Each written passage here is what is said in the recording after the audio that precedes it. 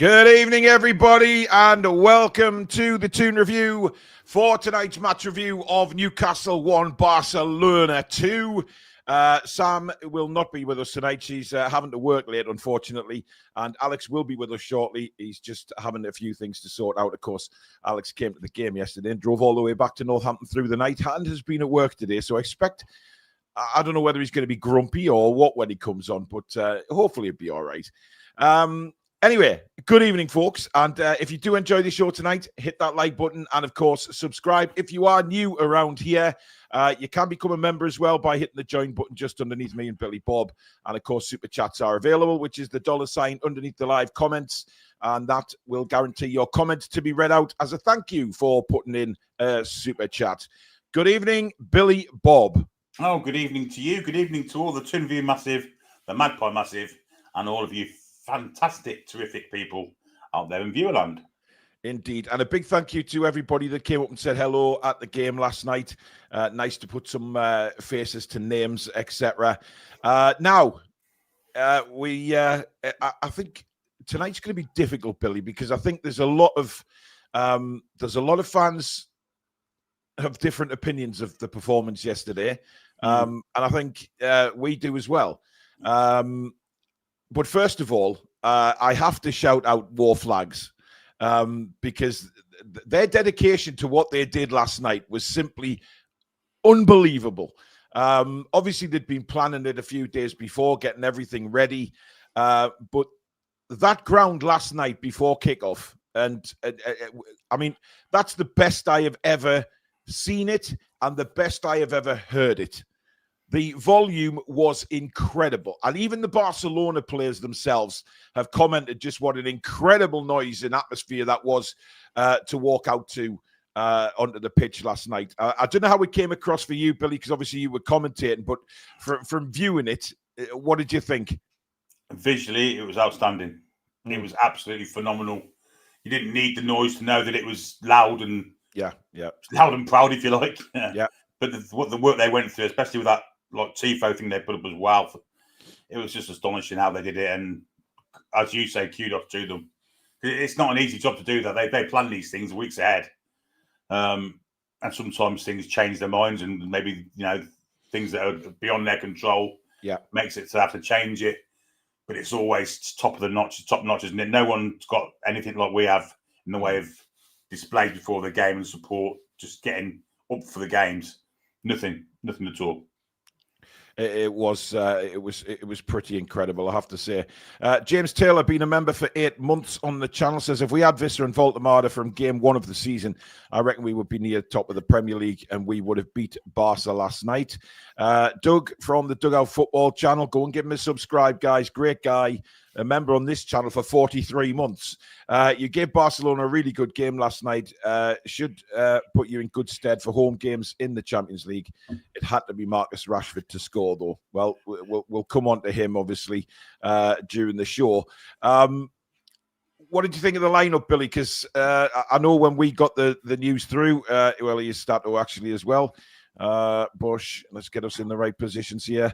Are we awake, Stato? How are we doing? Well, I'm all right. I'm crippled actually, but how are you? Very, very tired, but it's fine. I'm sure there are people who are far more tired than I am. It was everybody was out last night, so it's the weekend now, isn't it? So it's all good. You can get some rest into your start. Indeed. Well, anyway, what were you saying, Paul? You're saying about the lineup? Yeah, the lineup, Billy. I was asking you because I saw the lineup come through, and I know the people around me outside the ground were a little bit perplexed as to why Voltemada wasn't starting. A lot of people saying that Anthony Gordon's not a striker. It seems strange going up against Barca, putting Gordon in that position, and also Harvey Barnes still in the side after really not doing it. What did you make? I think he was stuck between a rock and a hard place. I think he had a way he wanted to play against Barcelona, but he didn't have the players fit to do it. And I think had Visser been fit, he would have started the game and Gordon would have played in left wing and no one would have said a word about it, if I'm perfectly honest. He wanted to press, and they did press very ferociously for a good 20 minutes last night, causing mistakes in the back four, causing mistakes from the goalkeeper. they just didn't have anyone to put the ball in the net, and it was kind of it was frustrating to watch because had we had Wissa, let's call him Johan, I think we'd have scored.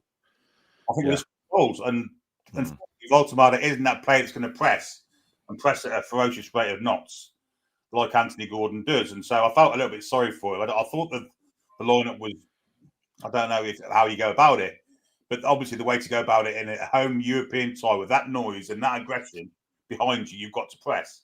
Mm-hmm. And therefore, I could understand why he picked it the side he did. And unfortunately for us, it didn't really work. But there was times in the game where I thought it did work. I thought the press was fantastic for the first 25 minutes. 25 minutes. Yeah, I mean, Alex, the first 20 was electric. The noise in the ground was incredible. We were right behind that goal that Newcastle were attacking in the first half, and we should have been ahead at half time in that game. And again, the lack of striker on the pitch. I'm probably going to upset people tonight with my opinion on certain players, but listen, I don't care. It's my honest opinion. But we should have been ahead. Gordon's chance was a fantastic one that he just completely miskicked the ball. And then Harvey Barnes at the far post. But we said at the time with the Harvey Barnes one, Alex, that the goalkeeper Garcia made a fantastic save. Yeah, it was an outrageous save. We definitely did enough to score probably 2 goals yesterday, and we didn't get it. Yeah. Ultimately, if you break down the chances, the shots, and how the game played out, I think Barcelona were, similarly to Liverpool, very lucky to walk out of there with 3 points. Very, very lucky. The Marcus Rashford header has come from the fact that his centre half, he's on Fabian Schär, he's concussed, and probably should have come off. That goal doesn't. I don't think there's any probability about that, Alex. I was going to bring that up next, but you make a very, very good point there. I don't think I said to you at the time when he was down, I says it does not look good. The amount of time he was down for, and then he got absolutely walloped. That ball was hit. He should have come off. The and noise this is not it the made first when time it hit this has happened to us. Yeah, we were right behind it. So, in terms of the actual data as well as the actual how the game plays. So this is stats and on the eye. We had more XG. We had more shots on target. And I think their first goal was very fortunate because of the circumstances of our centre-half just having an absolute wallop to the head and should have come off. Yeah, I think they were damn lucky. And the problem is the national media in the world are just going to write that off as our Barca just beat Newcastle because it's business as usual. Well, and I tell you what, it's been Rashford central for most of the day. The way that we've played against Liverpool and Barcelona in these last couple of weeks, I'm damn proud of the team. Even with the some of the question marks over a few mistakes, maybe Gordon at centre forward, and all of these question marks, we were damn good in both of those fixtures. And to come away with nothing, both in the Premier League and the Champions League, is insulting and very bad luck. Our luck will improve, guys. It will improve. The more we play in these types of fixtures, we'll get the rub of the green at some point. Look, I don't necessarily think it was a mistake selecting Gordon centre forward.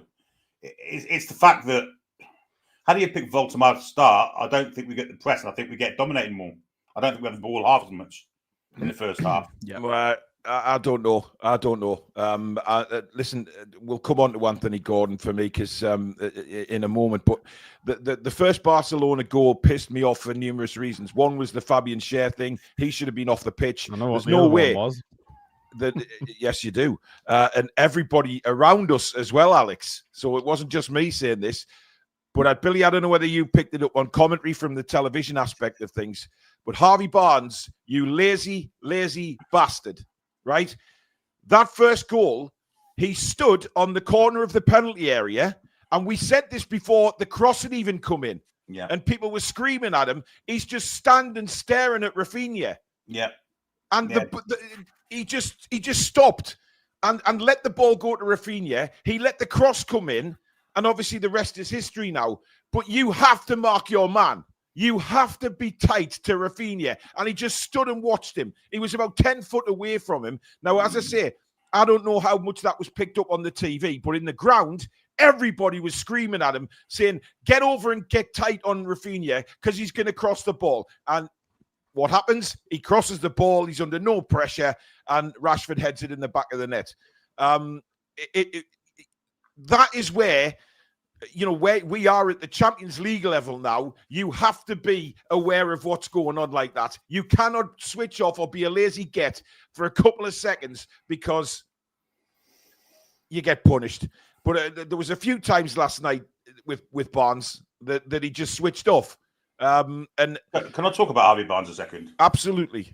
I think the fact that we didn't have Wissa, I don't think Barnes would have played had Wissa been fit.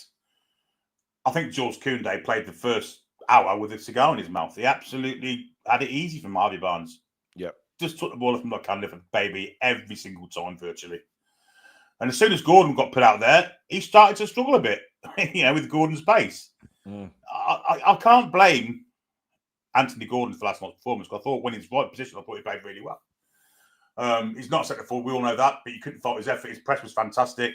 Harvey Barnes, on the other hand, it was a passenger, and against Barcelona, I don't think you could afford to have a passenger on the side. Well, I think that's harsh, Billy, because I think Barnes could have scored. He didn't, did he? Well, he didn't though. But but that's not. I didn't blame him for that. At the time, I thought he should be scoring. That's because of a world-class save. That's not because it wasn't really world-class save. It wasn't. But I thought it was. I was right behind him. It was in the one area. It was in the one area where the ball was going to go. Because Koundé had come across and covered. I said to Alex last night, I thought Barnes might have put the ball back across the goalkeeper from where he come from. He couldn't because the angle, we've seen it again. The angle was too tight. He couldn't because Koundé covered that. Effort. I'm not going to fault for that effort, but apart from that, he did absolutely piss all, mate. I don't think Barnes was good last night. And look, Gordon himself... I'm not a big defender of Harvey Barnes typically, but I don't want to... I don't want to go too harsh on any of the lads, because at the end of the day, this was Barcelona. There's only one player that I had a big issue with last night, and that was Joe Willock, but we'll come on to that. By the way, hang on a minute. I've got to disagree with you a little bit, Billy, about Gordon. I thought when he went onto the left, he tried to take players on, but he failed. He failed numerous times. He messed it up like 3 or 4 times in a row. He won his corners, he won his throw-ins. But Billy, he started to. Initially, he didn't know. He's not where we need him to be yet. But compared to what Barnes was giving us, it was fucking night and day. To be fair. Listen, to be fair, with Gordon on the left, he needs to get back in that position and a run of games for me back out on the left, because he's been chopped and changed and then he's been suspended. So for me, Gordon hasn't really played on the left yet for us this season in a big capacity. He's played there for 10, 15 minutes here and there, but we need him back there and we need him playing regularly and in that position. And because he's not a centre forward, he's just not a centre forward. He was not in the game last night at all. And yes, he pressed until he went out left. Jules Koundé played the game with a silk dressing gown on, slippers, cigar, monocle, finger bowls, Mantovani music. It was a cakewalk for him.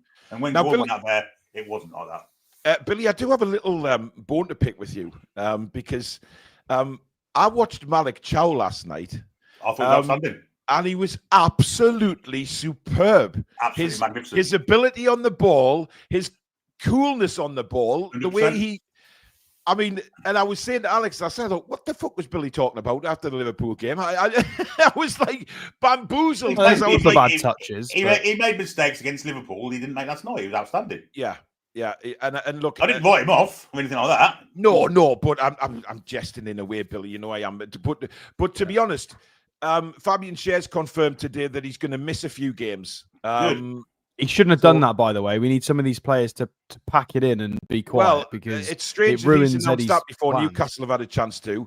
But he said that he's going to miss a few games. I would think that's concussion, and that he simply has to now because of concussion protocol. But I think he probably is concussed. One minute. Ollie, I didn't call him Boomsong. That was someone in the chat, so I won't have that.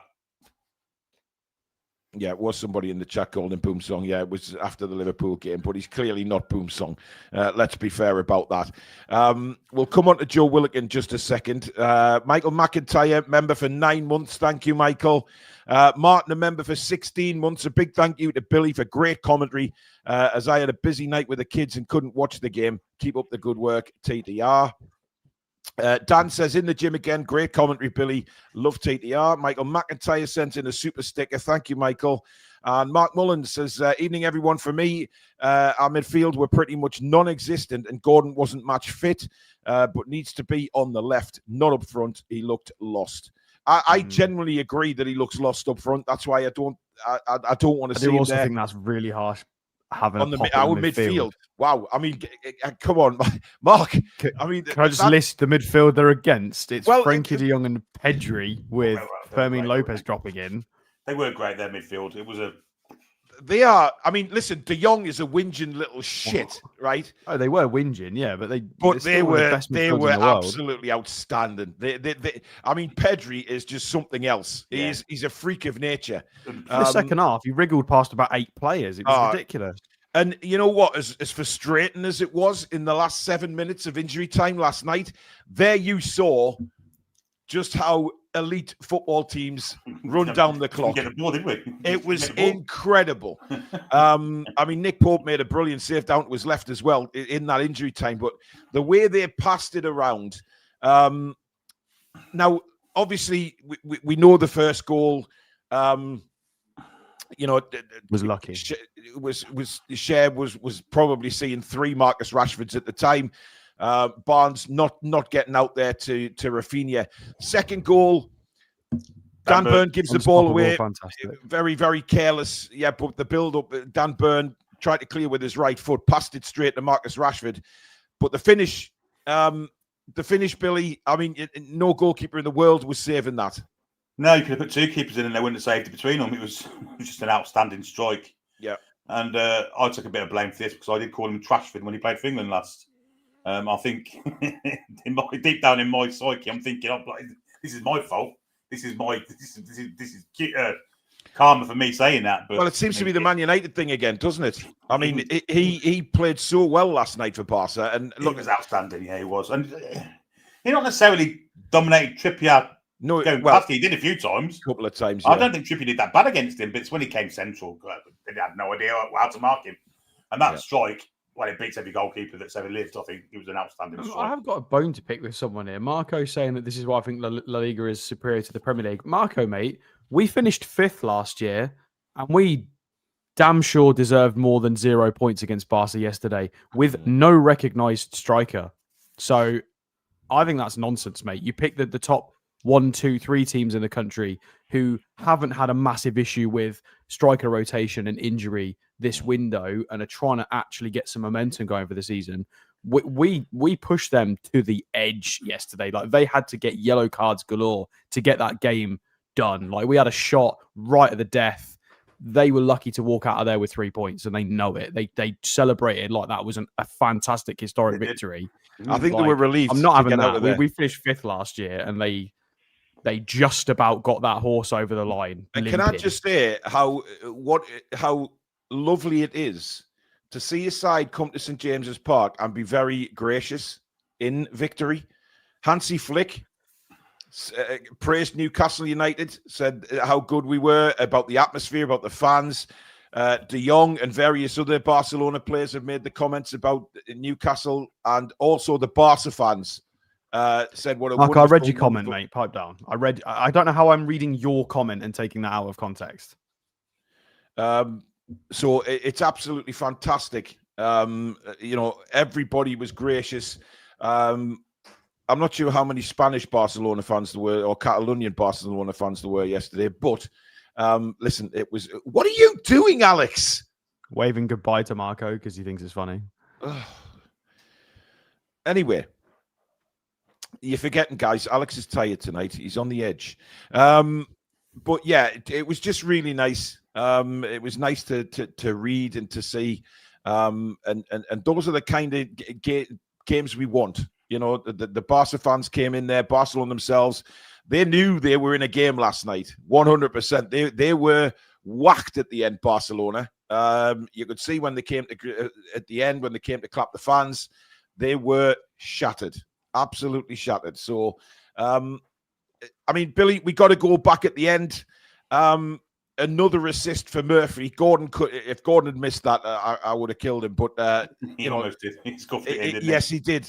I've seen it back, and I thought, wow, he really did scuff it. But listen, it went in the back of the net. Another assist for Murphy. Now, look, the thing is, Elanga was brilliant last night, and I don't think Elanga should have come off. I was perplexed when he brought Elanga off because he was a huge threat. However, Murphy comes on and gets another obligatory assist, Billy. I don't think we used Elanga half as much as we should have second half when that left back was on the yellow card. I think that was one of the reasons why, we kind of didn't win the game, if I'm perfectly honest. But Elanga was absolutely fantastic the first half. Yeah. He destroyed their left back. He destroyed him. Created so many chances. His pace was great. Just a constant threat. And yeah, I mean, it worked out better for us in the end because he had to go to that back three with wing backs as Murphy's the right wing back. He then created a goal. So obviously Eddie Howe's got that right. Yeah, he's got that right. But it should have been some spot on the pitch where Elanga was playing. I don't know where, but he should have made some allowances for that because I thought he was outstanding last night. Yep. But a lot of fans discussing today is our Newcastle a better side with Jacob Murphy in it, and it's hard to argue because nobody can argue with his productivity. It is incredible, and that ball in for Gordon last night was absolutely on a plate. Eric with the super chat says start Voltemada, Gordon left. If worried about fitness, take Voltemada off at 60 and move Gordon there. Then a striker scores that early chance. I don't think it had anything to do with fitness. I think it was the fact that we had to get a ferocious press on to win the game, and we weren't going to do that with Voltemada, which is concerning because that's the way we play. So why have we signed him? Billy, if we're going to pay that much money for a player to play up front, you've got to play him in the big games. It's as simple as that. This is the Champions League. But exactly. But we're not going to win any games in these big games without the press, which is concerning for me. Yeah, but if Gordon was on the left, Billy, we'd still have that press for me. With Elanga and Gordon's pace, we'd still have that. Not quite as much. I understand Billy's point. Yeah, absolutely. But, if we're going to... We need a striker on the pitch, guys. It's a Champions League. He took the risk to just stand on their throat in the first half an hour. We're not going to get a chance anyway. I mean, look at what we did against Liverpool in that first half an hour. We should, by rights, have absolutely blown them out of the water in that first half an hour against Liverpool. We were all over them. We had shot after shot, chance after chance. That game should have been dead in half an hour against Liverpool. And it wasn't because we couldn't take our chances. And I think he's tried that again against Barcelona. And unfortunately, it's just not happened again. Choppy's been a member for 8 months. My holiday in Edinburgh was spot on. It's nice to be back to watch the Toon review. I'm sure you can get internet in Edinburgh, Choppy. Where have you been? Eric says Elanga coming off was criminal. Anyway, Alex, Joe Willock. I mean, I don't know how many times we're going to bang the drum about Joe Willock and say that he's not good enough to go where we need him to go.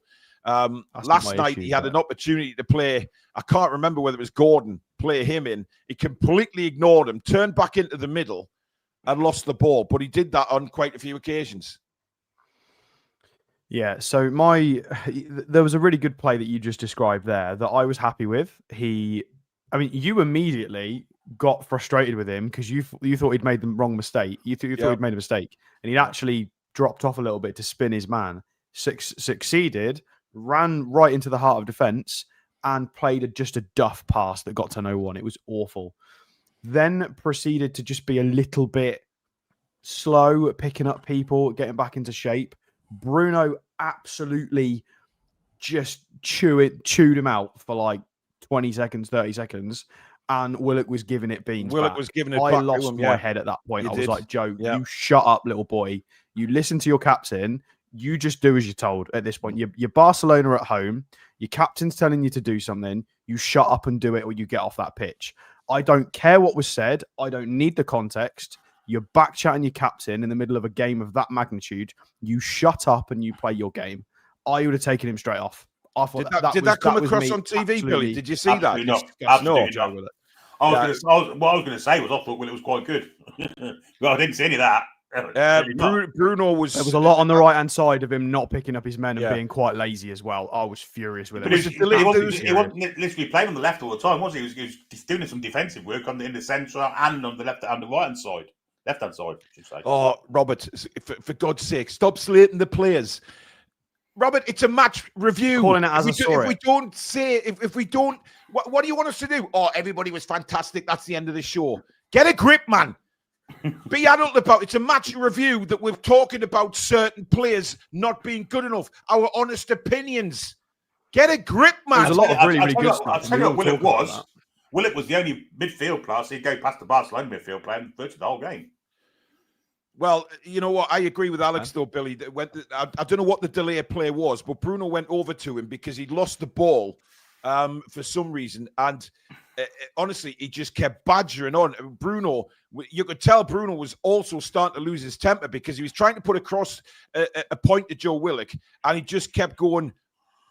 Honestly, did the cameras not show that, Billy? No, it was incredible. It went on for about at least 30 seconds or possibly longer. No. And Bruno eventually, Bruno, he stood his ground, and Willock was just back chatting the whole time. And you could tell Bruno was getting really pissed with it. And eventually, obviously, Willock shut up and got on with the game. But where we were sitting, we weren't the only ones, but loads of people were screaming at Willock, just massively, shut the fuck up. Pre-Gordon goal, the heads had dropped, and Bruno was trying for like 10, 15 minutes to try. And he was even telling Sandro, like, Bruno was literally one of the only ones trying to say, come on, heads up. Everyone had really, really just got their head down. Yeah. It was a little bit concerning. But listen, on the whole, I'm so proud of Newcastle United, on the whole, because we've just gone toe-to-toe with probably one of the best teams in Europe right now. Without a shadow of a doubt, they have some incredible players. I think Fabian Schär on Lewandowski just roughed him up and roughed him up the right way. Lewandowski did not like it. And that's what you've got. And that's probably instructions from Eddie and the coaching staff. Make sure that you're tight on him and you don't give him an inch. I think he had one opportunity in the first half, which Schär himself actually blocked. But apart from that, I thought Schär was superb on Lewandowski. And on the whole, Newcastle United, this little team in the north, if you believe all the southern pundits, we've gone toe-to-toe with Barcelona and should have actually got something out of the game. And for that, we have to be very, very proud of our football team, Billy. 100%. Yeah, 100%. And I'll go as far to say is if Barcelona didn't have a second-string goalkeeper as good as Joan Garcia is, would have won the game. Because I think he was outstanding last night for them in goal. Yeah, I think he's going to be Barca's number one. He will be eventually, once Ter Stegen. Do you know what I said, Alex, last night, Billy? When he was standing, you look at Garcia, and he's got a very, very similar sort of pose to David De Gea, a similar build, and a similar body. He's very much like De Gea. He's doing the little futsal saves with his legs as well, similar technique. Yeah, he had a really, really good game, and without him in goal, with a weaker goalkeeper, I think we win the game. He actually got on SofaScore the joint highest rating with Rashford. So to get an 8 point, he got an 8.8, and so did Rashford for scoring 2 goals. So that shows you really what happened is the goalkeeper certainly kept them in that game. But the positive thing about the whole thing is this is only the first game. We've got 7 games left in the Champions League. And if we can play anywhere near like that, we will win the majority of the games that we've got left. PSG is the team likely to be as good as or better than Barcelona. The rest, in theory, now this is possibly you could interpret this as insulting to the others, but let's be honest, the rest of the people we have to play are not as good on paper as Barcelona and PSG. I don't think that's unkind to say. So yeah, we've definitely got a better chance. I still think we qualify out of this. I really do when we get to the knockout stage. I genuinely believe we can. Because look, but we need Gordon back on the left. We need Gordon having a run of games on the left, where he's at his very, very best. I think Lee Owens is saying, but Marseille away could be tough. I mean, they're fans. Tough for the fans. Just be safe with that one. Yeah. They're not a nice bunch, some of them ultras over there. However, I genuinely think we have a big, big chance to get to the knockout stage. and I'm excited about that. I have to say. I think we need Wissa fit to be able to go further. I mean, I'm not criticising Volta at all. But no, we need them both. We need them both. We do, but I think we need to play with that ferocious press, and I think we need Wissa to do it. So where do you put Waldemar then, and Billy, in that case? I don't know. To come off the bench, maybe. I don't know, because he's not going to change his style. Absolutely not. I just think if those chances had been put away, and I know it's what ifs and buts and things like that, but the fact is, I think we would have won the game last night, because going 2-0 up, I don't think. Well, I mean, it's hard to say the first goal doesn't happen, because we just completely switched off on all counts. I do not know why Shea wasn't taken off. I think that is a big mistake. I don't think that goal happens if Malik Chow's there. I don't. Absolutely not at all. Or Fabian Shea isn't concussed. We should have made a call there. I blame that on the physios. I blame that on the physios. I mean, it happened to Wembley, for Christ's sake. Yeah, I think we need to. Next time this happens, I think we just need to make that decision, because this is the second, possibly third time where we've conceded because we've let Fabian carry on because of a head injury. We just need to go. No, you're off next time. Whether he says he's okay or not, because he's detrimental to his health. Yeah, and it's conceding goals for us. Of course, it is. Just normally that's one of those crosses that he would clear, and he does it. I think he always gets that. I'm very shocked we conceded in that fashion. By the way, I don't think it happens. Malik Chow in the flesh. Oh, he's a monster. He's a fucking unit, by the way. He is huge. I mean, and then we have all the centre halves on, and we've got some real big boys in the penalty area, and we still cannot get a decent cross in. The set pieces, this new set piece bloke, the one thing I've noticed, and it's pathetic, is that rugby union style kickoff. Everybody does it, Billy. Everybody. Yeah, but that's the one that he's copied off. There was that big Athletic article that we copied it off Atletico Madrid. So it's a whole. All right, so there's a reason for this. If anybody's read the article, so it's basically so you can bring everybody forward and try and pin them into their half and start an aggressive press, so that they have to play out from their half. It's basically conceding possession because you're trusting your ability to get the ball off them, and that they can't play out of that. Yeah, you look across the Premier League now, Billy. Most teams do that. There was a thing on social media the other day. I don't know who put it on, but it was an Athletic piece. That was it went through all of the Premier League kickoffs, and nearly all the teams did that, right down to the corner flag to box them in. I'd rather have confidence in our ability to break down a team with the ball at our feet than just hoof it back to them. Yeah, it's. I don't know where this has come from or who decided to start doing it, but literally. Can I just mention Malik Chow before we move away from him too much? Yeah. I really do like Fabian Shea's style. I love how sort of silky he is and passes the ball in a certain way and technique. However, watching Malik Chow, we've not really seen anybody challenge Fabian Shea for that role. We just haven't. We keep buying left-sided players. We've never had anybody have a pop at that role apart from Lascelles as a rotation. So to have a new option, it's the first time I've even considered the fact that our right-sided centre half can do something else, because having a little chop and then moving into midfield is not something you see Fabian do quite as often, not as well as Malik Chow did it. I don't think. We know Fabian sometimes turns into a winger just once a game. He has a little bit of his brain goes missing and he thinks he's a striker. But I'm quite excited for Malik Chow. And to be fair, I think Dan Burn, as good as he is, was maybe a step too far for him last night. I did say that it was hard for him. It was very hard. He did struggle. And I think we're getting to a point now where Botman and Malik Chow, I wouldn't mind having a look. I thought Botman did well when he came on as well. I thought Botman did very well when he came on defensively. Yeah. Abhishek with a super chat. Selective hate on Barnes on socials is wrong. Gordon's been awful for games apart from a goal. Bruno been poor for ages, giving ball away, overhit pass. Abhishek, I'm not sure you're watching the same game. Bruno poor. I'm not agreeing. I'm not having it. I mean, you did just criticize selective hate and then proceeded to selectively hate. But yeah, there were problems with everybody's game in elements, but there were really good things with a lot of people's game as well. It was a mixed bag, isn't it? So we've got to take it with a pinch of salt. It's one of the best teams in the world. Magpie 50 says, I think now Willock plus Barnes sold in January, Manu plus another one in. I tell you what, Willock for Manu would be a cracking piece of business if we could somehow pull that off with some cash. Do you know what I'd bring in as our second left winger as well if we were to get rid of Barnes? Go on then. I'll bring in Raheem Sterling as a stopgap for a year or two, as a reserve player. I would. Yuki. That's an interesting shout, Billy. Pollitt. As a reserve Straight player. away, you've got to get a poll there.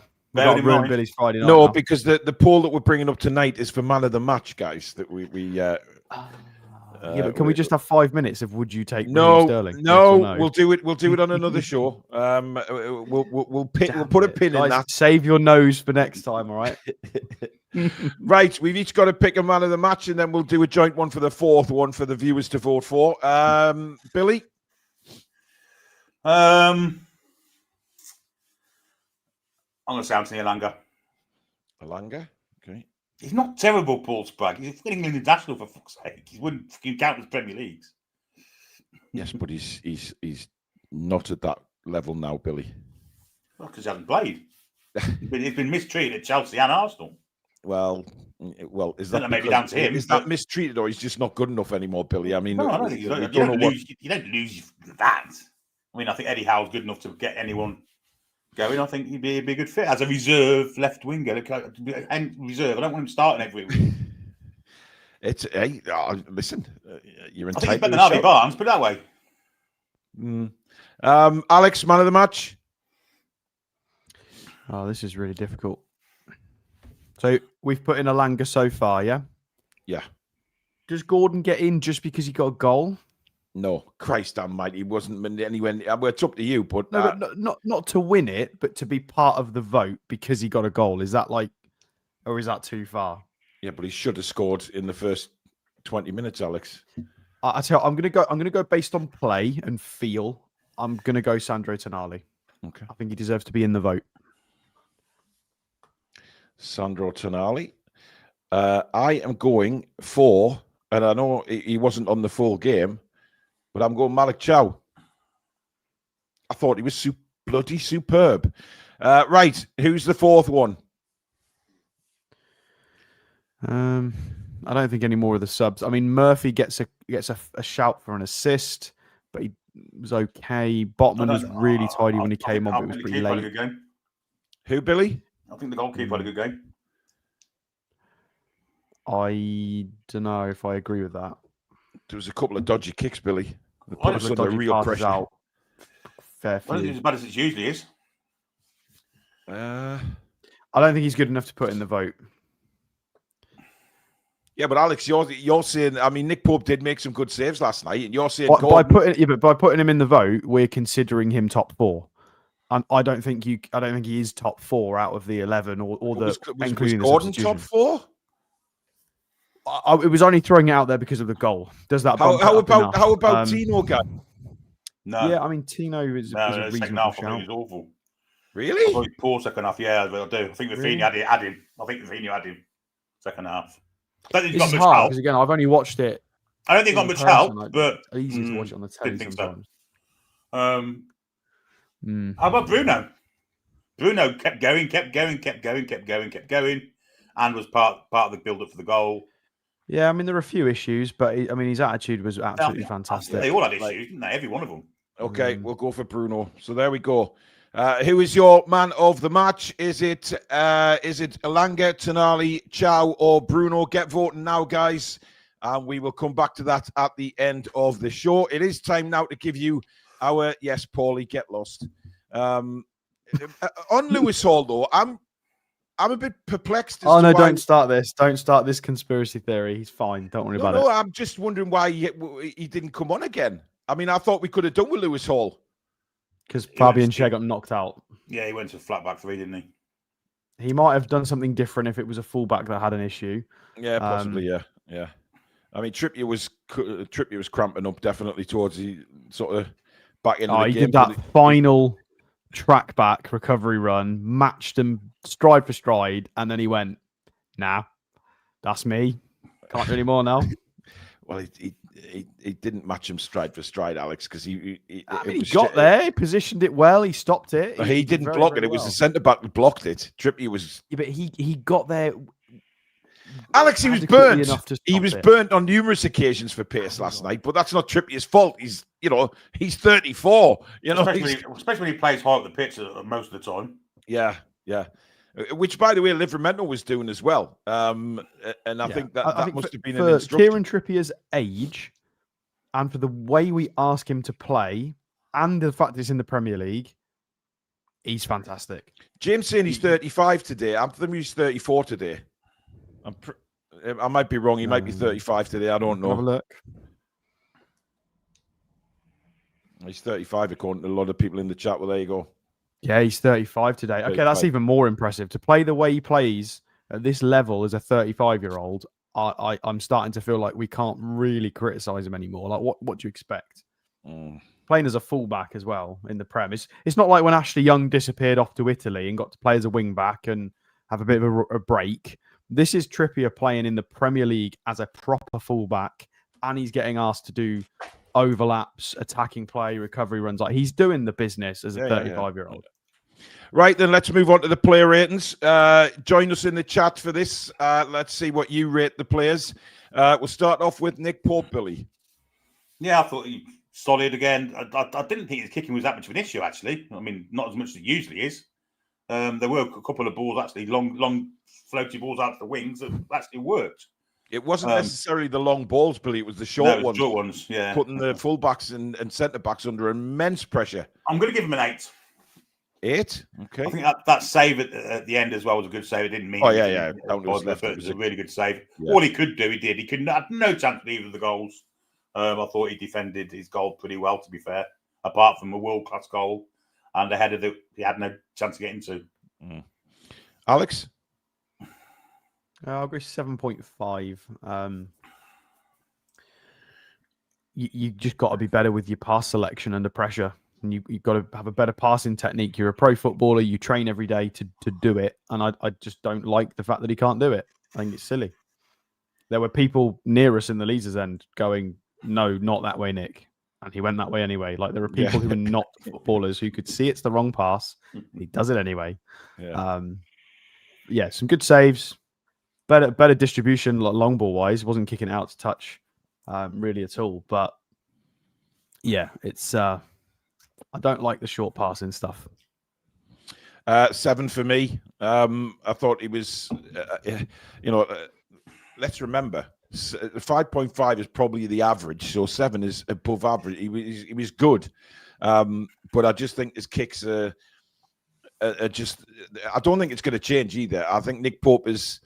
I think he's working on his footwork, as Jay says there. It's slightly improved. Certainly, his longer range distribution, I think, has got a lot better.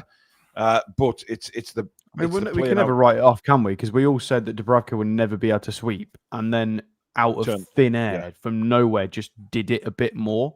Yeah. So you never know. Maybe Nick will stand in goal in a few weeks and suddenly start pinging it about. Who knows? Yeah. Robert, you're hard to please. 4 we give him. A 4 for Nick Pope. I'm puzzled by that. Wasn't that bad? Yeah, he's given Trippier's. Right, Billy, Kieran Trippier. I am going to give him a 6. Actually, I'm going to agree with Robert on that. I thought he was okay. I thought defensively he wasn't burnt as much as what I thought he might have been by a bloke with the pace of Rashford. And the way he plays is going to leave gaps in behind. It's just you need quicker centre halves to try and cover them, and I don't think we had that last night. Yeah, on either side of the pitch, to be fair. It's set pieces were crap again, but his passing was generally okay. 6, nothing outstanding, nothing shite. Yeah, Alex. I'll go 6.5. 5 out of 5 ground duels won. The data's a bit funny, saying he didn't get dribbled past. I mean, he did, because we watched Rashford go past him once. 0 out of 5 aerial duels. I'm just going to point that out because I've seen this in the last few kickoffs. I don't know if you guys have noticed this. This happened against Wolves as well, Paul. If you remember, I pointed this out. they go straight for Trippier, and he doesn't win it.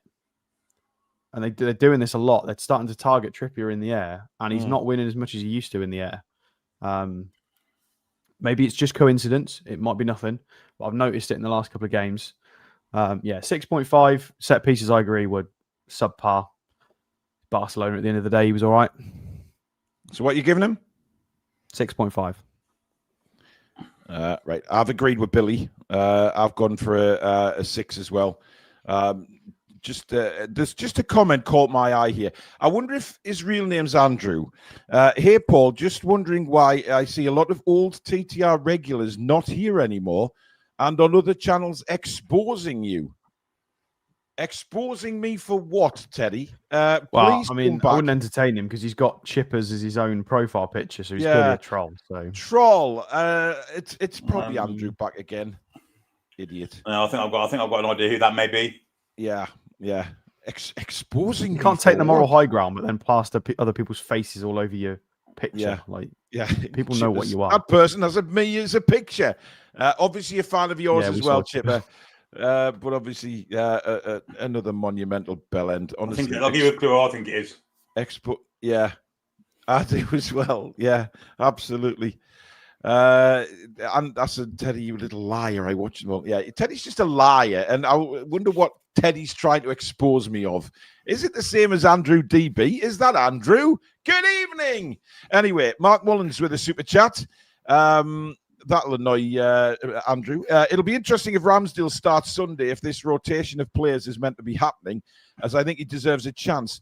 I think Pope plays on Sunday, and I think it'll be Ramsdale in the Carabao. What do you mean, Mark, if this rotation of players is meant to be happening? Does that mean, is it been suggested it's going to happen by someone, or am I misreading that? Well, I think we all expect it. We all expect a bit of rotation at some point, I guess. Yeah, but surely it'll be for the cup game.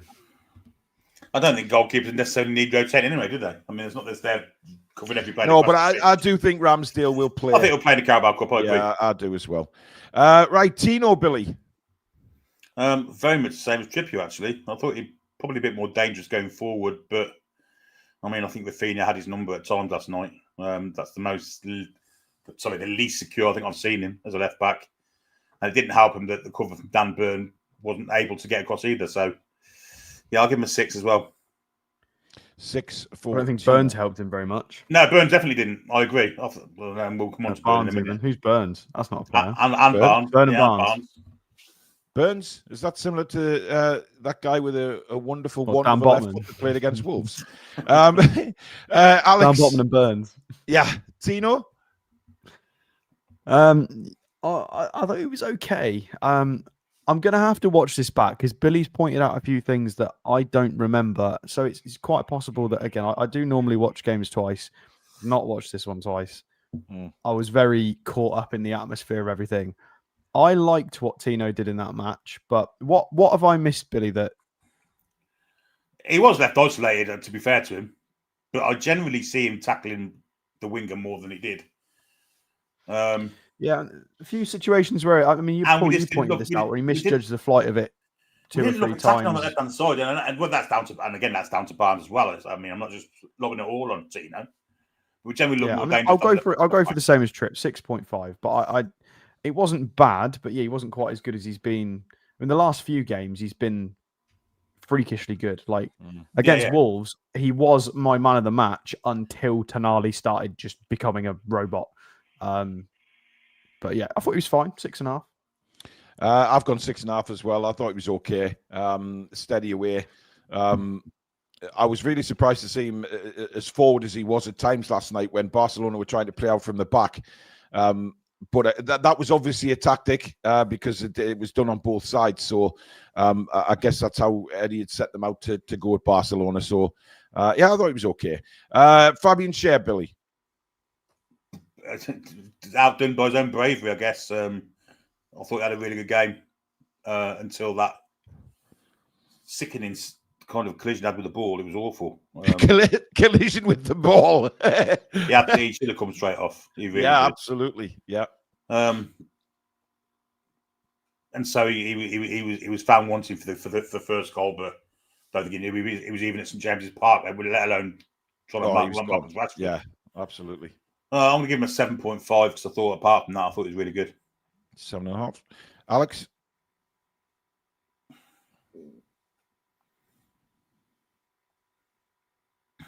Your mic's off, Alex. I think he deserves a high mark as well. I think he had Lewandowski in his back pocket for large periods of the game. He was so frustrated, wasn't he, Lewandowski? So frustrated. Yeah. Got nothing out of him. Four blocks, 7 clearances, a couple of fouls. He really got down the back of Lewandowski a few times. He was not enjoying it. And it was a shame that it ended for him in the way it did, because he's poured his whole career, the peak of his career, into this football club. And he does. It's a shame he's not got to finish a game of this magnitude, because he deserves it. He's been here he's one of the few old guard that were here in darker days. And he's been one of the ones, along with sort of Jacob Murphy, who's progressed and deserves to be part of this sort of stuff. So it is a shame. But yeah, I think he's did better than Livramento and Trippier. We'll go 7.5. I'm not going to rate him down for missing Rashford. No. He should have come off. That's got to be the club have got to take 100%. Responsibility for that. And it's happened way too many times. It's way too many times. Yeah. And the poor bloke, it happens from week in, week out, where he gets a knock to the head. You know, I'd love to see this challenged in a press conference. Would you two not? Because we could, you could quite easily go back and research goals we've conceded post Cher taking a head knock. Well, not even just goals. Challenge Eddie in a press conference and say, look, these 3 goals have conceded straight off the back of a head injury. Should we not take Fabian Cher straight off? Has that not been discussed in terms? It's the amount of head injuries he takes, though. And I think we've got to be have a bit more welfare about his future. Yeah, we've spoke about that before. You know, and we're not. And it's happening week in, week out, where he has a head injury. It just happens every week now. Yeah. I'm worried about it. You can't mark him down for staying on the pitch. It's down to the management. Yeah. 7.5 for me as well. I thought some of the blocks he put in yesterday were fantastic. Certainly in the first half, I thought he defended well. He brought the ball out. He looks like he's back to his best, to be honest. And this injury, the concussion's probably come at the wrong side. Because if Malik Chow gets in the side and plays to what we saw last night, I think Fabian's going to have a hard time getting back in. He will struggle to get back in now, yeah. But that's what it's all about. Well. You've got to take your chances, and Chow will probably take his. Dan Burn, Billy. Yeah, I thought it was one of his... He looked out of his level last night, if I'm perfectly honest. And I was concerned about that before the game. I did say it in the preview that was it time to bring Botman back in. And I think it was the right time to bring Botman back in last night with his class. I don't know what his stats were like area. They didn't seem to be great. He didn't create any havoc in the other penalty box either, which is not down to him as such as a set piece himself. But yeah, definitely a fault for the second goal. Really poor clearance. Looked dead on his feet, to be honest. Rafinha was going past Livramento, then coming on to Burn, and yeah, he looked like an old man. I'm going to give him a 5. By the way, Alex, do you know that I've watched again that tackle that he went in and got booked for. That was horrendous tackle. Oh, was it? From our angle, it didn't look that bad. It was close. It was. I'll tell you what. What about the Joelinton one? Because from where we were sat, that was the Joelinton yellow was pathetic. Like, that wasn't a booking. The cameras went off. There was a technical issue with the cameras, and they actually went off while it happened. Wow. Because we had 2 or 3 Barca players committed several fouls, no yellow. Joelinton breathes at his first opponent, immediately gets booked, and the ground was furious. So I don't know what he actually did on the camera, if you guys saw it who weren't there, but that first tackle from Joelinton. Anyway, we're not talking about Joelinton. No, I've watched that Burn challenge back. It was, I mean, Tom says it didn't look like anything. It didn't when we were on the pitch. I just thought he was sliding in to block the ball. But anyway, Burn, Alex. Yeah, I can't disagree with Billy's assessment. I feel almost sick, like being mean about Dan Burn as a centre half because of how much he's grown. Because there was a period of time not that long ago where we were like, right, passing in the guard now. It's going to be Botman. Burn's going to kind of fade out as a rotation player, and he absolutely didn't. He stepped up with Botman's injury and got better and better and better. Became a leader, helped win us a cup. So I don't know if I don't want to say that he maybe was out of his depth. So there were elements that were okay, but again, it's one of the best teams in the world. Is Dan Burn one of the best defenders in the world to be part of the best teams in the world playing these fixtures? I mean, he's earned it. He's earned the right to be in that match. Yeah. But yeah, it was possibly a bridge too far for him in terms of quality. I'll go for a 5. 5. Yeah, 5 for me as well. The giveaway for Rashford's second goal as well. He shouldn't be playing that back into the middle. He just shouldn't be. I think he was dead on his feet. I think he was literally dead on his feet. He did go down on his haunches quite a few times in the second half as well. Again, I don't know whether that was picked up by the cameras, but when the ball was going out to play, he was down on his haunches. To be fair, Paul, Dan Kane's got a really good comment, and I do agree with you. Look, we're being harsh on some of these players, but let's be realistic. If they're having off games against one of the best teams in the world, fair enough. We are reviewing yesterday's game, though, so we have to mark him on what he did yesterday. No, of course. But just because there are players who couldn't do it against Barca doesn't mean they can't do it against most of the teams in the Prem. They probably can. Yeah. And that's what we need, isn't it? So absolutely, yeah. So 5's all round for Dan Burn. By the way, a lot of people in the chat saying that Joelinton pulled the shirt. It was a clear yellow card. So it was difficult to see from where we were sitting anyway, but yeah, that's fair enough.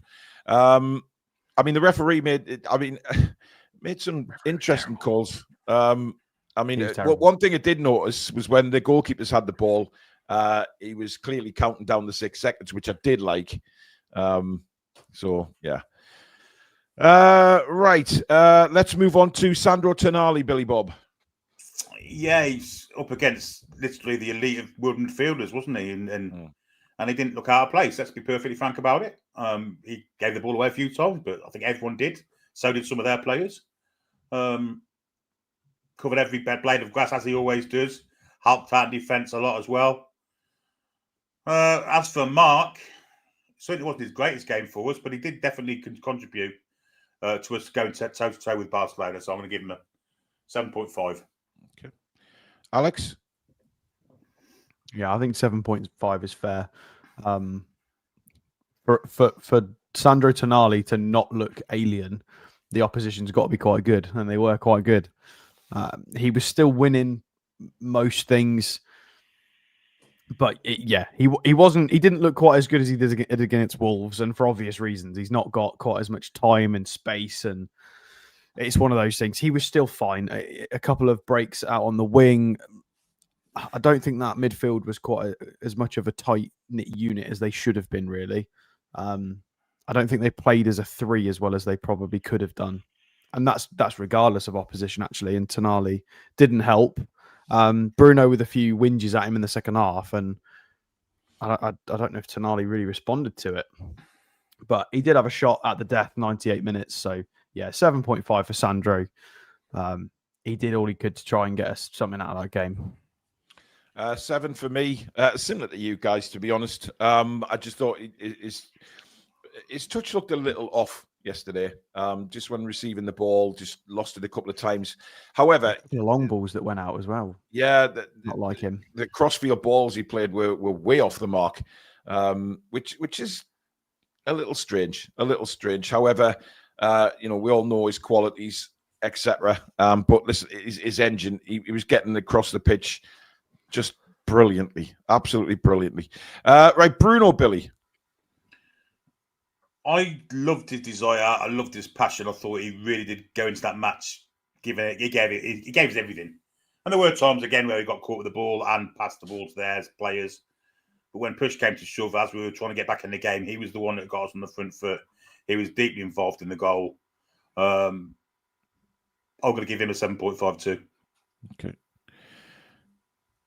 Ollie's asking the question is, does Bruno look more a complete captain in person? Seems like there is a lot we don't see on TV. Yes, he is constantly revving the players up. He's constantly talking. I think that's improved over time, though, with his captaincy. And as we said earlier on in the show, the one thing we don't want to see is back chat from players when Bruno was trying to point something out to them. It was ludicrous from Joe Willock, but there you go.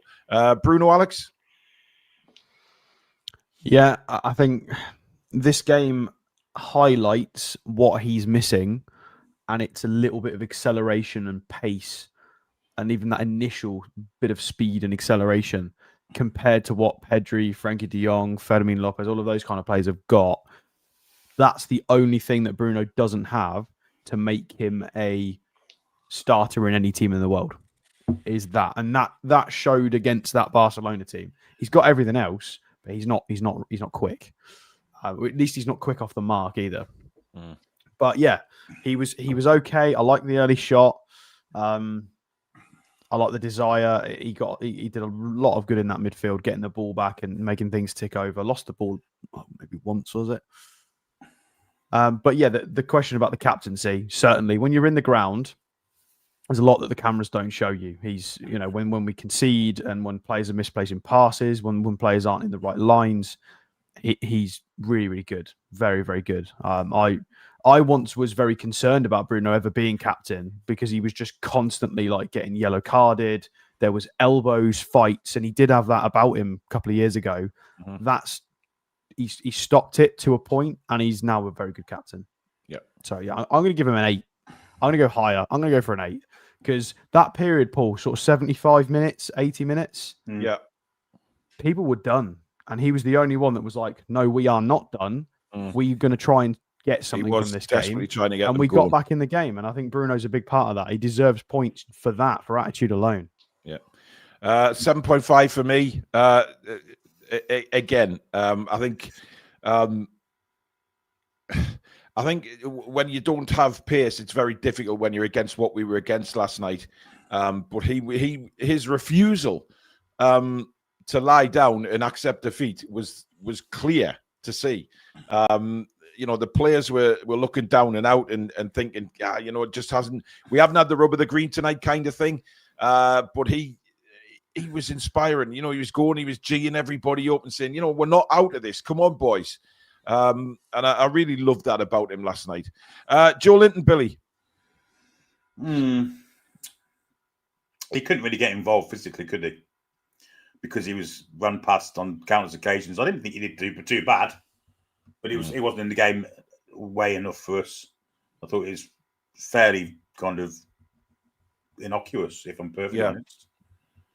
The physicality that he has, they found ways of getting around it with skill, nous, clever little passes, little triangles. I mean, if you're marking out their midfield, I think that they all get 10. They were outstanding, weren't they?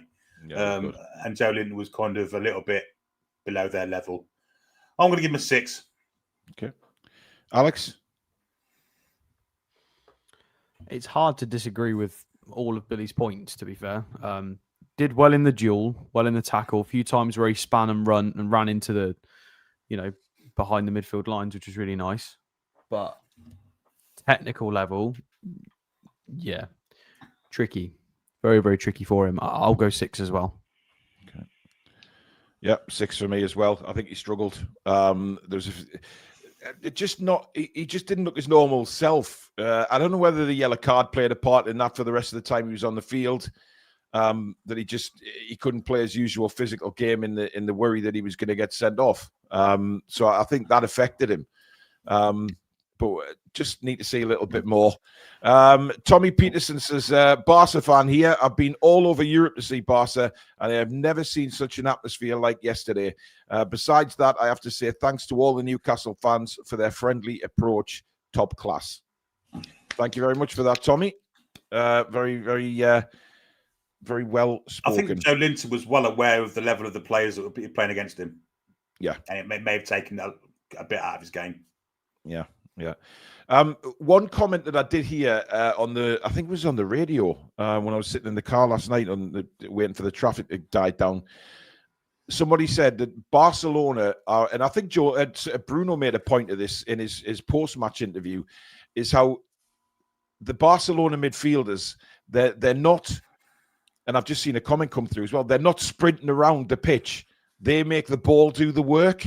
Yeah. And I think that's a really, really good point. And I think Bruno alluded to that they make the ball do the work, and it is mentally and physically draining chasing the ball. And the way they make the ball work for them. That, though. Yeah, you've got to be elite. You've got to be elite as a team, not just an individual. But I think I honestly, agreed with that point because they do. They make the ball work for them. Olasola says, Thiaw and Botman looked solid. I hope Eddie remembered, guys, we thrashed PSG 2 years ago after they became champions. Let's trust the process. Once this team gets fully integrated with everybody fit, we will excel. I hope you're right, Olasola. I hope you are right. Okay, Anthony Elanga, Billy? Well, I thought it was phenomenal first half. I really do. Joe Martin on that left back position was taken to the cleaners time and time again. Got himself booked. I said at halftime we have to get the ball to Elanga more second half and get this bloke sent off because I think it'll happen. Excuse me, but unfortunately that didn't actually come to pass. We didn't get the ball to him hardly second half. Yeah. I know that's down to Barcelona. It possibly is. Probably is, in fact. They knew where the threat was and they kind of nullified him. Second half, he didn't get the ball half as much. First half, though, was a phenomenal performance. I'd give him a 10 for his first half performance. Not so good second half because he was frozen out a little bit. So I'm going to give him an 8.5. Okay. Alex? Anthony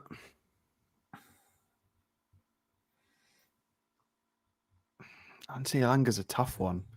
I want to see him do more with that pace. Well, he provided 3 goals last night, Alex, with the pace. I think. Anyway, first half, mate, he 3 times he put the ball in, and we could have got goals from them. Yeah, maybe I'm being a bit harsh. I think he's getting a little bit unlucky, and the team are getting a little bit unlucky. I think Jacob Murphy's getting a lot of plaudits for providing assists and being the guy who's got to be in the team. And I think Elanga's doing more, but it's just not coming off. It's just quite unlucky. But yeah, I agree with Billy. Absolutely terrorized the fullback, Martin. He was very, very impressive. And again, we should really have got a goal out of that first 20, 30 minutes. I'll go 7.5 for Elanga because I think he was unlucky not to have made an impact as big as maybe getting a goal or an assist for us. He deserved something, but yeah, I am excited for Anthony Elanga. I don't think his season's even gotten started for him yet. It will definitely get up and running with a bang as soon as they start getting some goals in. I've got 9. I thought he was absolutely fantastic last night, and we could have been sitting here tonight saying he got 3 assists in the first 20 minutes of the game because he was electric. And I think it's not Elanga's fault that they're not capable of putting the ball in the back of the net last night. He provided what he's been asked to do: beat the fullback, get crosses into the box, and unfortunately, it wasn't his fault that nobody was able to put the ball in. So I just think that very, very excited to see what comes from him. I think it's going to be a hell of a battle with Murphy on that right-hand side, actually, to get a place in the team. So I just thought he was excellent. I loved what I saw from him, and unlucky not to get at least 2 assists, possibly more. It wasn't just his pace either. It was the fact when the ball got to him, some of his close control and little turns and spins. Yeah. Just the defender had no idea which way he was going. Billy, remember us, commentating on the game at Leeds. I mean, it was just night and day difference in the player. Just unbelievable. To be fair, Channel Wright's just made a really good point with the super chat. There's not been a striker when Elanga's been playing. Yeah, that's true. He hasn't had a striker to hit. Yeah, it's a brilliant point. Right, Harvey Barnes, Billy. As I say earlier, I mean, George Koundé is an elite right back, centre half, wherever you want to play him in the back 4, and he could have played with a cigar in his mouth and Mantovani playing and finger bowls and all that carry on. Mm-hmm. He had him in his pocket, and I don't think Harvey Barnes really got into the game at all, really, and added on to the laziness of stopping the cross coming in from Rafinha for Rashford's goal. Yeah, he had 1 shot, which he did well to get to the near post. He had nowhere else to put it because of the defence. I can't give it any higher than a 4.5. Okay. Alex? I think he gets marks for the potential finishing and for getting in those positions. So I'll go, and then I'm going to detract points for the obvious, for the stuff we weren't happy with, the pace, and I think any other winger in our lineup, whether it's Murphy, Elanga, or Gordon, put them all on the left, and they get past Jules Koundé more times than Barnes does, because Barnes is not that kind of player, and it kind of begs the question. I don't know. I wasn't keen on. I've never always. Everybody who's been watching the channel for a long time knows I've never been super keen on Barnes's game outside of his finishing and that final bit. That cross, that top corner finish. He's got all of that, but it's the other bits. He keeps getting caught offside a lot at the moment as well from really, really well timed balls. He did against Wolves as well. He's a bit predictable, isn't he? As well. I think if Harvey Barnes, when he was at Leicester, had an extra half a yard, and it made him really lethal. And now he's not. He's definitely not as fast as he was at Leicester, unless I'm just not remembering that right from his Leicester days. But yeah, marking him, I'll go for a 5. I don't think he gets a little bit of positive, and then he gets brought straight back down for the not being able to get past Koundé at all. 4 for me. Yes, he did well to get the chance to score. However, possibly should have. And I can't forgive him for just standing watching Rafinha. I don't understand. And if I was his manager, I'd have been really pissed about that, because it wasn't if he didn't know Rafinha was there. He looked at him at least twice, and then didn't even when Rafinha got the ball, he didn't move out to close him down. He just waited till Rafinha came to him, and by then Rafinha positioned himself to cross the ball. I'd rather. I mean, look, I'm looking forward to seeing Anthony Gordon back on the left, and getting a good amount of games in under his belt on the left where he's good at, and I think we'll be a very, very different team. Anthony Gordon, Billy. Effort was fantastic. He's not a centre forward, never will be, not a natural finisher. I think we saw that with the goal because he scuffed that in. But when he went out to the left, I thought his ambition to get past Koundé was way more than Barnes's, and he managed it a couple of times. He scored. So even though he was quite poor at times, he's not a centre forward. That's not his role, and he keeps getting put into that situation. I'm going to give him a 7. Okay. And that's down to the goal. Had he not scored, it would have been way lower, obviously. Alex? Won a few free kicks. Didn't like him as a striker. Didn't like him in the early parts of being on the left. Obviously, he did grow into it. And as Billy said, wanted some corners later on. And scored a goal. So he gets a 7 because he scored a goal against Barcelona in the Champions League. And that deserves points. However, I am done with this Gordon up front experiment. I want him on the left. I want him getting minutes. Let's bring Barnes out of the firing line for a few games and get Gordon happy again. 6 for me. I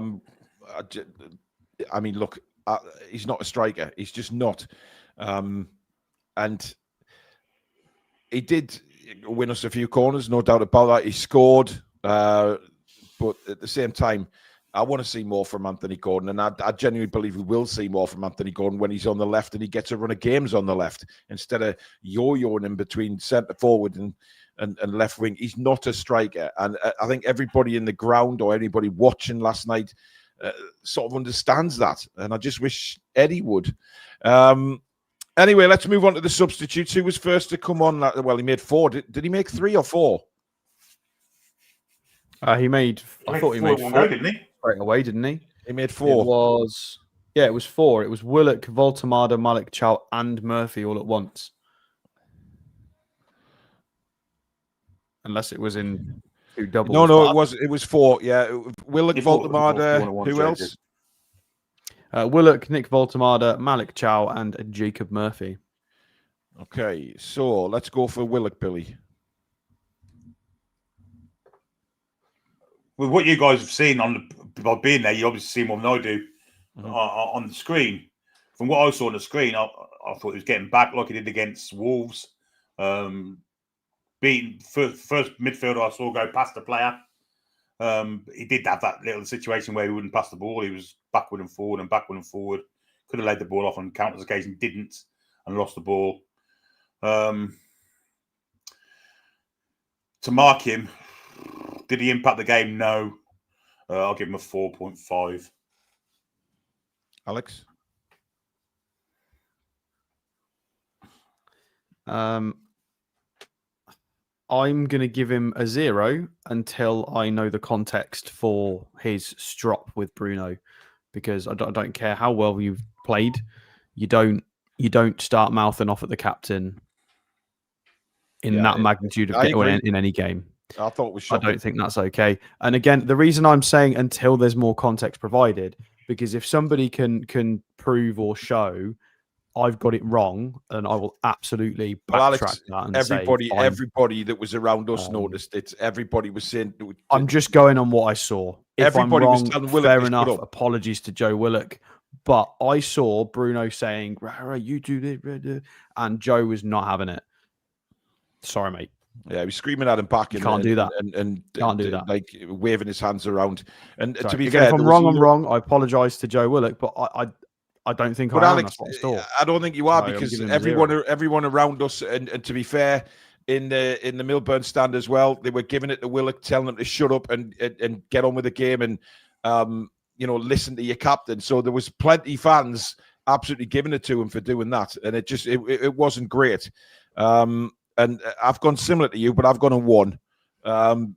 I thought it was disgusting, and quite frankly, I thought it was shit anyway.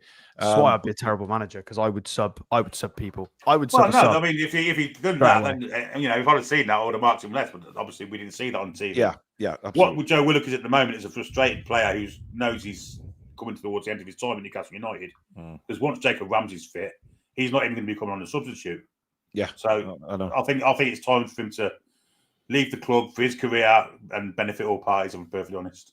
Yeah. It's early doors. It's not. I'm not willing to go down that road, because Joe Willock could stay fit this year, could get a run of games, could start playing well. You never know. I know it's not happened, but remember how good he was in that spell a couple of years ago. I know it was a couple of years ago. I just think it's a bit flat now. It's gone. But he's still only 25 years old. There is a possibility. So I'm still willing to give him the benefit of the doubt. However, all signs point to it's probably not going to happen. Listen. I think he's done. I do. I don't see anything in Willock that gives me any inspiration that anything's going to get any better. It may do, but at the minute, I just don't see it. Olasola says, do you guys think we need to drop J7 for Miley? I don't see much purchase from J7 anymore. Why don't we unleash Miley and let him develop fully?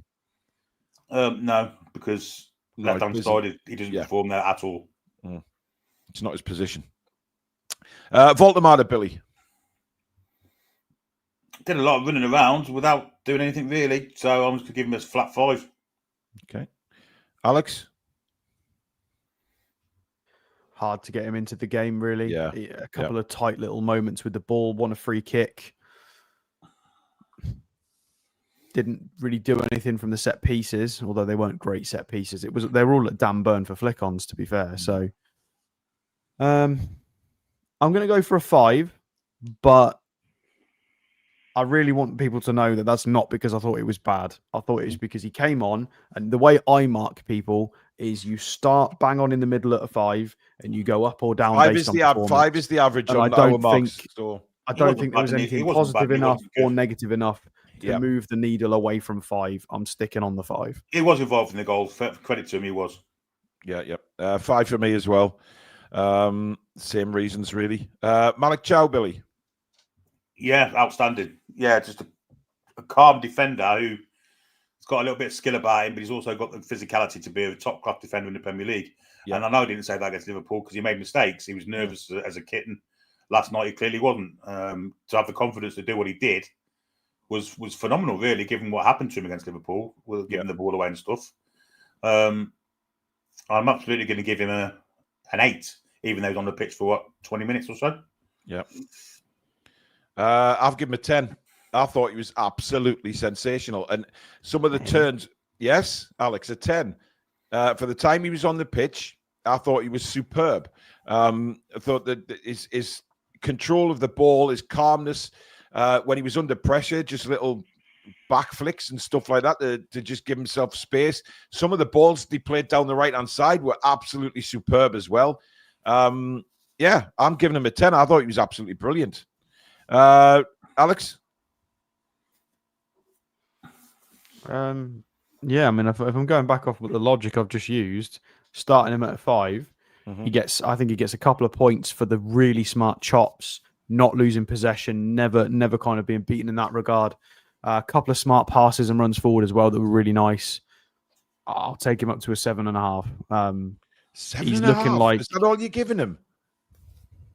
He wasn't on for long. I can only rate him for what he did. If he'd been on for longer and then done a lot more defensive contribution and won more duels, then yeah, he'd have got more marks. But that's 7.5 isn't an insult. It's because he was only on for enough time to do that many things. I think it's not, it's not. And we're going to see him get a win in the games now, which is we are. I'm looking 100%. So if he can do that for 90 minutes and do more duels and maybe attacking in the box for attacking corners, yeah, he'll get higher marks than that. Certainly, he looks good for it. So I'm rating him for the time he was on the pitch, and I thought he was a 10.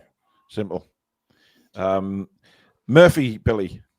Got his customary assist, didn't he? Having to change as well from the right wing back to right wing back, which he does pretty well at times. Yeah, he's a very, very versatile player, isn't he, at times? And he's a massive asset to the club. The assist was fantastic, well spotted. And he actually put in another couple of crosses similar to that, where there was no one in the box ready to tap it in. But yeah, that's another thing. I'll give Murphy a 7.5. Okay, Alex.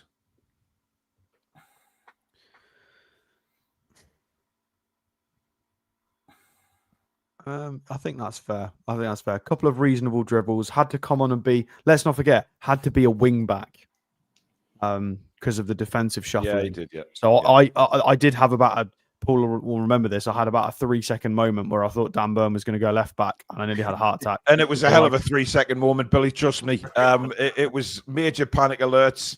I thought he was going to have a coronary at one stage when he thought Burn was going to left back. No, it was we shifted to wing backs, and Murphy did okay. He looked lively, and then got the assist. 7.5, deserves a good mark. Yeah, got an assist against Barcelona at his home stadium for the club he supports. What a moment for him. Yeah, and finally Botman, Billy. You're not marking Murphy. Sorry, 7.5. I thought I'd already said that. It's 7.5, same as you guys. Botman. Yeah, K1 was really solid, wasn't he? And he got stuck in, and he's back. I think he's back. And I want to see him start Sunday as well. I want to see him and Chow get a winner games together now. Yeah. Just really solid. 7. 7 for me as well. And Alex? Yeah, I love that one moment. I can't remember who it was against. I think it was against it was either Torres or when he came on, or it was still Firmino. I can't remember who was on at the time. They ran all the way to the byline for the ball, and Sven just shoved him out. He was like, "Nope, sorry, not happening." Yeah, great pace as well. Lovely to see him back doing stuff like that. That's what he was doing when we first got him. I'll go 7.5. 7.5. Okay. Lewis Hall, Billy. I was going to make the same joke. You beat me to it. He was fantastic. Bit anonymous to my liking last night. I'll give him a 3. Well, he warmed up well, Billy. He warmed up. I'll give him. And I think I want to see him Sunday as well. I want to see him start. Yeah, Sunday. we need to get him back in, don't we?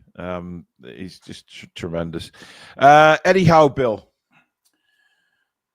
Well, you live and die by the sword, don't you? He's picked a side to press Barcelona to try and get us a win that way.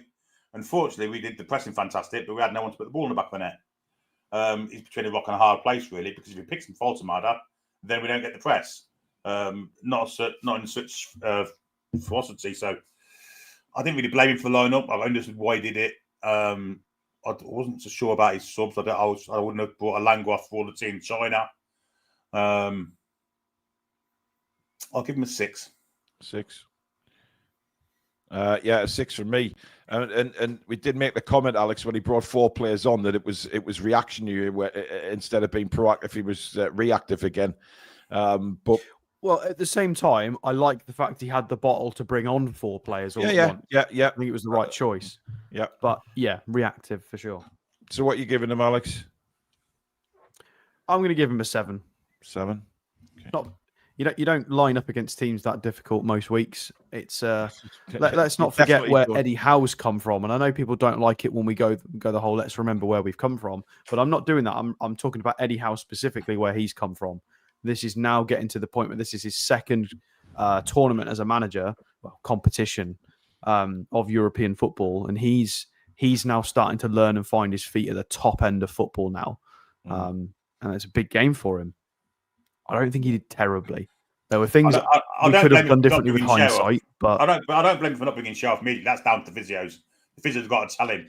Get him off. I don't hate. I think I saw something in the chat saying before that Eddie had admitted that Eddie was told he was okay, thought he was okay. So, it's the same as what I said earlier about the whole Liverpool thing. His tactic, it's not down to him whether people can get that final ball in the back of the net. All he can do is practice and do the training with them. Ultimately, like that Barnes shot, that Gordon opportunity, he can't put the ball in the net for them. And against Liverpool and Barca, we could have been 1 or 2 up against 2 very good teams very early on. And I think he's prepared the teams really well. So he deserves a lot of credit for that. I'm going to go as far to say with a fit whistle, we win that game last night. I think we do. Yeah. Kieran Curtis has been a member for 3 months. Guys, we need to start Hall, Botman and Chow in the back line. I'd even try out Murphy on the right and Elanga on the left. We need to use our new depth. Well, we'll see what Eddie does against Bournemouth. Guys, when are we going to fit a preview in for Bournemouth? Well, it's Saturday night. It's 7 o'clock. I know we're gonna... Oh, actually, no, I can't do tomorrow. It's my mother's birthday, so that will not go down very well. Can't do it tomorrow then. Should we do it now? Quickly? No. Let's not then. We've been on for an hour and a half. We've already been 90 minutes, Billy. Jesus. We've been on for a full football match. To be honest, keep your eyes open, folks. Me and Billy may do one tomorrow night, as Billy's just broke into the song there. Saturday night at 7 o'clock, or it might be 6. So just keep an eye on your notifications, guys. But let's do the man of the match anyway. Let's see who is. Can I just mention one thing? Yes, Anthony Elanga on corners. That happened. It did. They were better as well. There was one corner specific which went to the back post. You know when you watch it on TV and the ball looks like it's going towards goal and you get excited. Well, that happened to me last night. Dan Burn headed it, and I thought that's going like the cup final. It's the same goal. Yeah. And then next minute it was a fucking throw-in. What the fuck was going on? Yeah. Right, let's do the man of the match poll. Who do you think's won it, guys? Elanga, I imagine. Tough shout, actually. Who did we put in it? I can't remember. Elanga, Tonali, Chow, Bruno.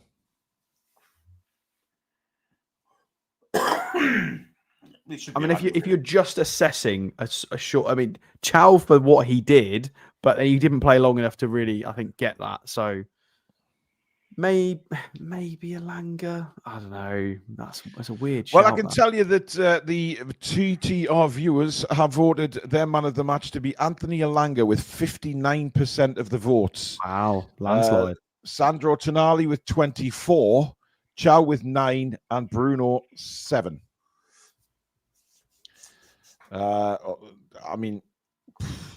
Interesting. But there you go, guys. That is the match review done and dusted. Remember, keep an eye on your notifications as we may just pop up tomorrow with a little preview of the Bournemouth game. Thank you for your super chats and your memberships. Mods, thank you. Billy and Alex, thank you. And of course, thank you to you guys out there for spending an hour and a half with us tonight. Reviewing that fantastic game last night. If you have enjoyed the show, don't forget to give it a like and, of course, subscribe if you are new around here. And we will all see you again very soon. In the meantime, have a cracking weekend, folks, and see you soon. Good night. Away, lads and lasses. Come back and check out the breeze.